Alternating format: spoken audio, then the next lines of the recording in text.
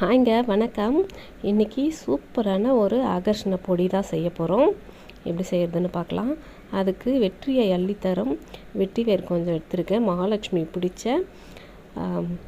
ஏலக்காய், சோம்பு, கிராம்பு கொஞ்சம் எடுத்துருக்கேன். மூணும் ஒவ்வொரு ஸ்பூன் எடுத்துருக்கேன். இப்போ இது எல்லாத்தையும் மிக்ஸி ஜாரில் சேர்த்துக்கலாம்.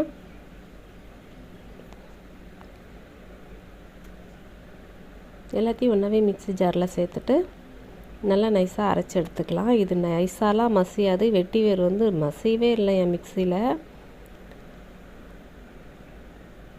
இந்த அளவுக்கு தான் மசிஞ்சிருக்கு. இது ஜலிச்சு எடுத்துட்டு மறுபடியும் ஒரு முறை போட்டு அரைச்சிக்கிறேன்.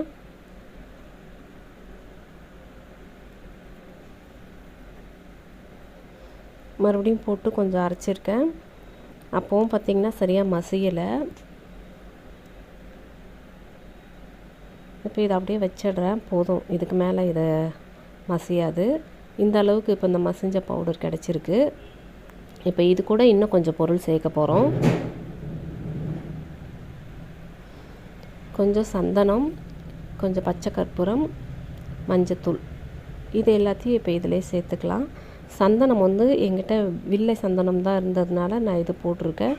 உங்கள்கிட்ட ரெட் சாண்டல் கிடச்சிதுன்னா கூட அதை போட்டுக்கோங்க. அது இன்னும் நல்ல மணமாக இருக்கும். மஞ்சத்தூள் பார்த்திங்கன்னா 2 பாக்கெட் போட்டிருக்கேன். 2 பாக்கெட்னால் 100 கிராம் இருக்கும். இப்போ இது நல்லா நைஸாக அரைச்சாச்சு. நல்ல வாசனைங்க, செம்ம வாசனையாக இருந்தது. இந்த மாதிரி ட்ரை பண்ணி பாருங்கள். சாமிக்கெல்லாம் இது வைக்கும்போது ரொம்ப நல்லா பூஜை அறையே பார்த்திங்கன்னா ரொம்ப நல்லா வாசனையாக இருக்கும். இப்போ இது நல்லா ஒரு கண்ணாடி பாட்டிலில் வச்சுக்கலாம். பிளாஸ்டிக் பாட்டிலில் வைக்கும்போது ரொம்ப நாளைக்கு வச்சோம்னா அந்த வாசனை அப்படியே இருக்கிறதில்ல.